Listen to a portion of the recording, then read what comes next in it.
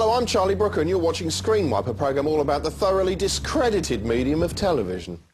Not so long ago, TV was everyone's friend. It provided companionship to the old and lonely, provided a window on the world for anyone too lazy or stupid to open a book, and imbued an otherwise hopelessly divided nation with a false sense of social unity.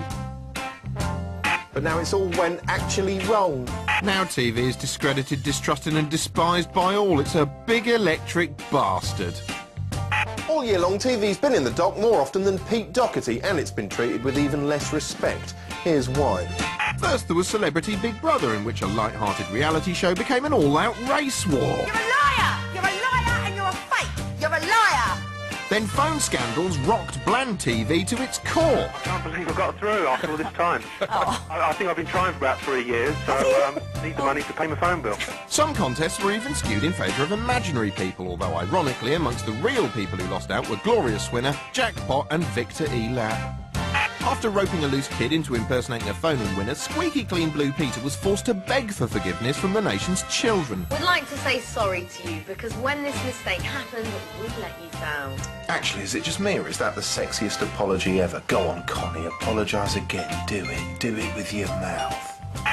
Anyway, before we'd stop reeling from that, an almighty row blew up over whether the Queen had stormed out of a room or whether it just looked that way because of TV's stinking lies.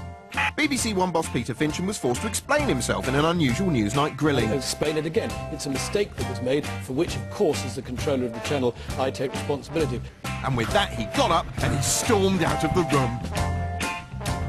We've been asked to point out Mr. Fincham did not storm out of the room, nor did he do any of the following.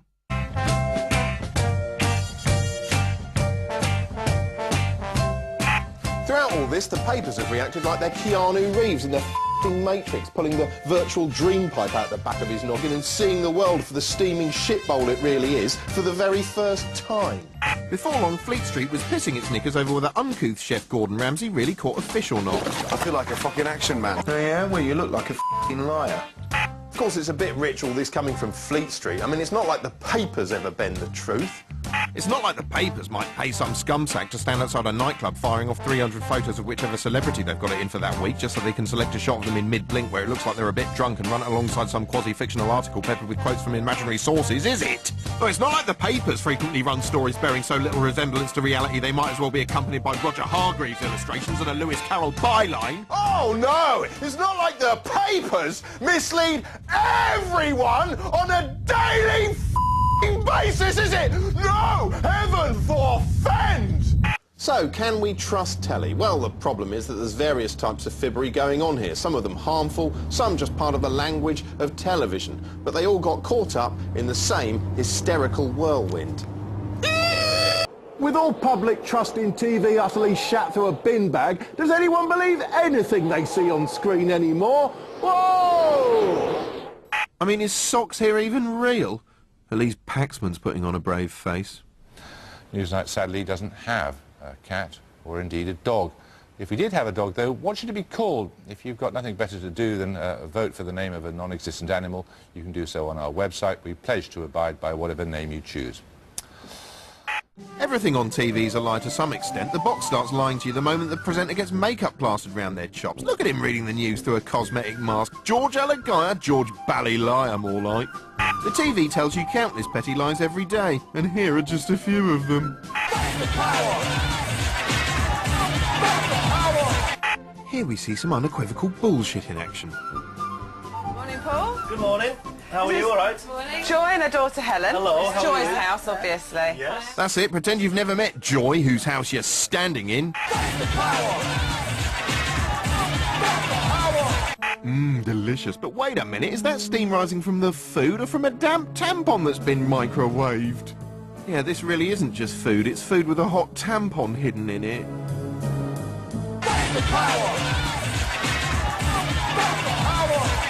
Sometimes a show will be forced into deception by a combination of bad luck and lack of money.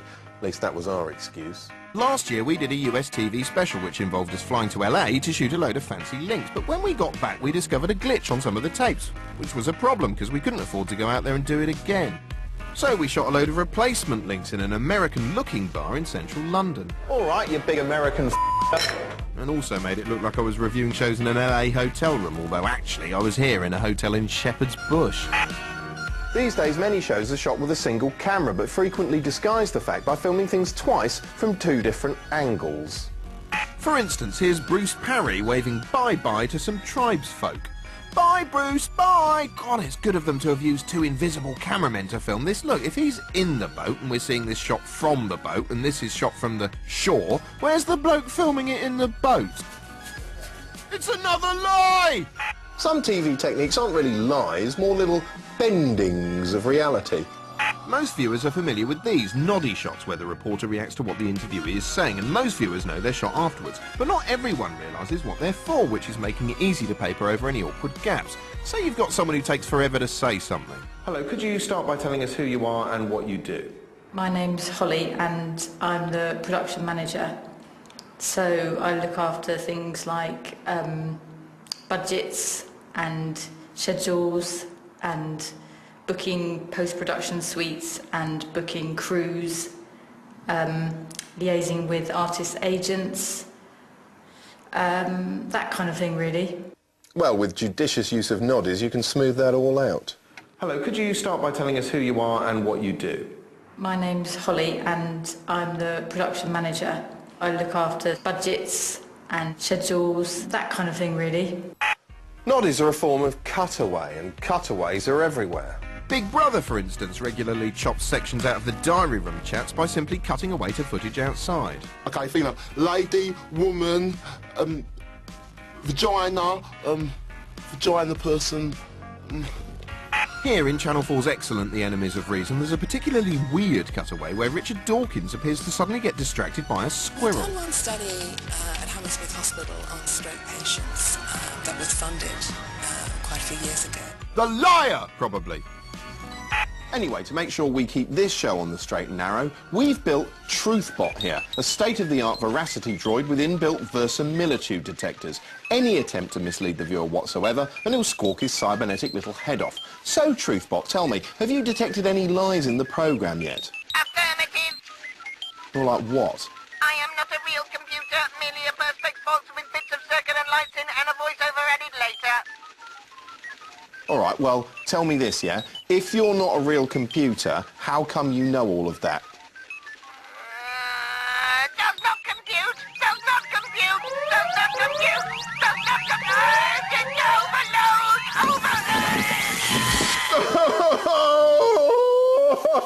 overload! Why? Here's TV's popular Top Gear gang driving their way down Fake Street. Richard? What? Richard, have you got a fire extinguisher? No, why? How in the name of... God in heaven, man. Put it out, put it out. Where's the oven? Use the oven glove. No, the cushion's on fire now. I've made it worse. That was hilarious. But was it real? Well, no, of course it wasn't. Health and safety would never give them permission to do that. It was a setup. But do you really care? After all, it's not like documentaries have ever provided 100% manifestations of some absolute truth. For instance, Nanook of the North, widely regarded as the first documentary, was a bunch of lies from beginning to end, with faked igloo scenes, a different wife cast as Nanook's squeeze, and Eskimos using spears instead of the rifles that were commonplace. And in Nightmail, one of the most famous docs in the history of British docitude, all the interior train scenes were shot in a studio. Fairly addressed. This is the night mail crossing the border, bringing the Lies, check and the truth postal distorter, order, letters for bullshit, the rich, bullshit, letters for the poor, fake, the shop at the liar, corner of the girl next door. Bollocks! Even when what you're seeing is effectively real life, as in Paul Watson's groundbreaking fly-on-the-wall doc The Family, it's still only real life as captured by a film crew. It is going to be a tremendous intrusion into your privacy, because we will film everything.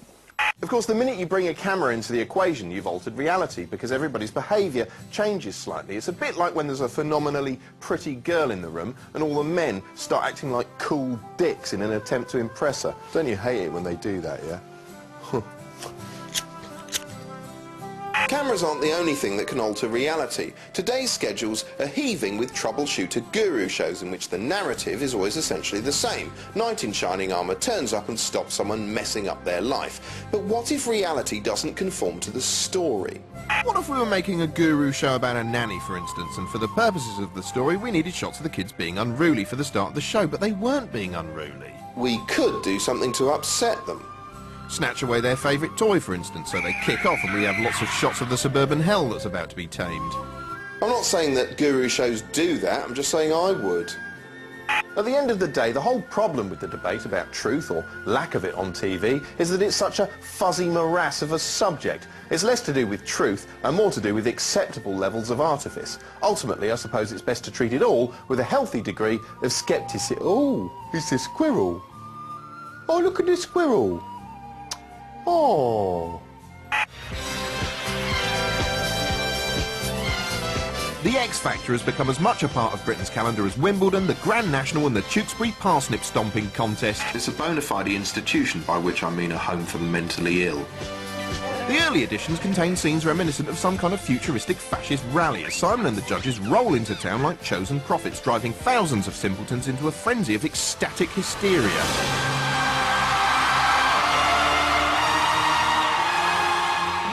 It's like Nuremberg for dummies.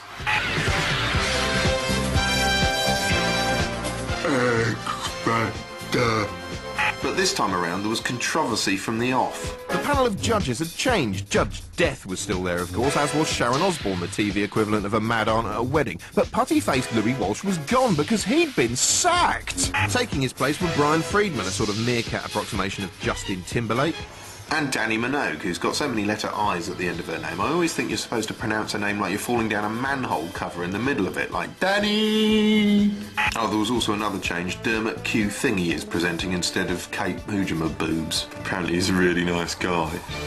At first it seemed to be business as usual. The public still queued in droves and jumped up and down, making X signs like pillocks, and the judges still came across as utter bastards.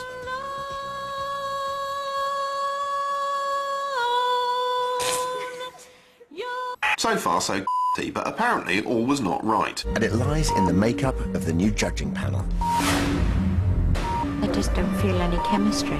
Simon had an uncomfortable feeling in his gut and took immediate action. I need to take a break. Or maybe he was just going for a shit, I can't really tell. In a completely spontaneous, unplanned decision, Simon and the producers decided to bring back Louis Walsh. You're going to bring back Louis Walsh? See?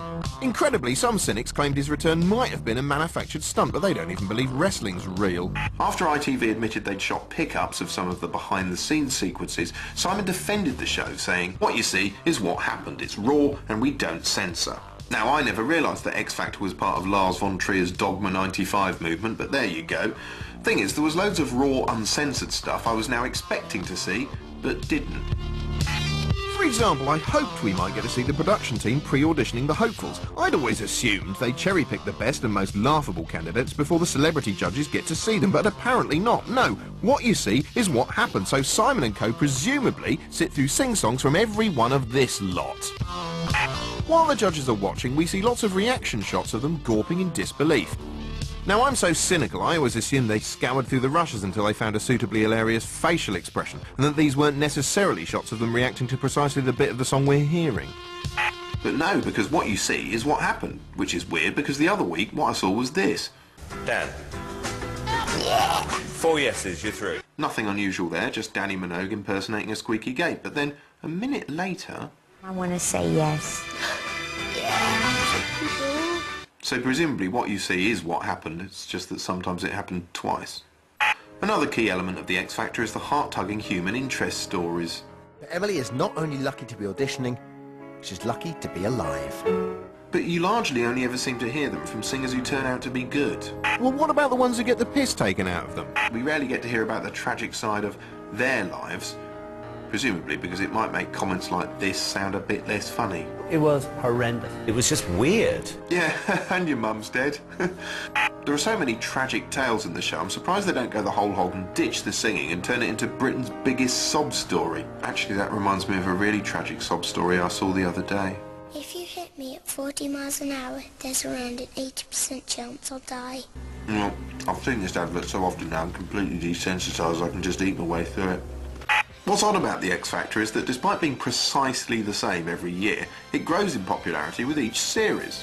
It's as predictable as a metronome, each time the same deluded no-hopers, the same god-awful churning warbling shit which is apparently good.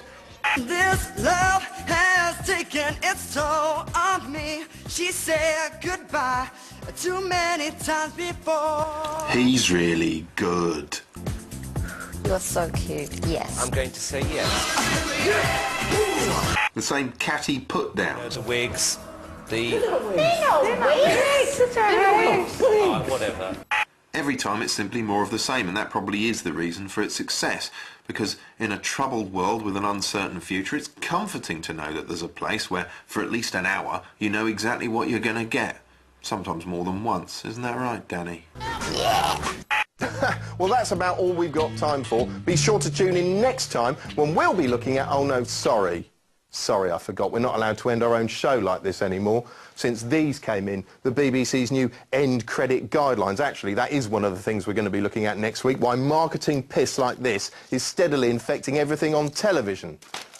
And now, since I'm not allowed to talk during my own end credits anymore, just in case they feel like crushing the picture up or jabbering all over it, you're just going to have to stare at me saluting the New World Order for 30 seconds.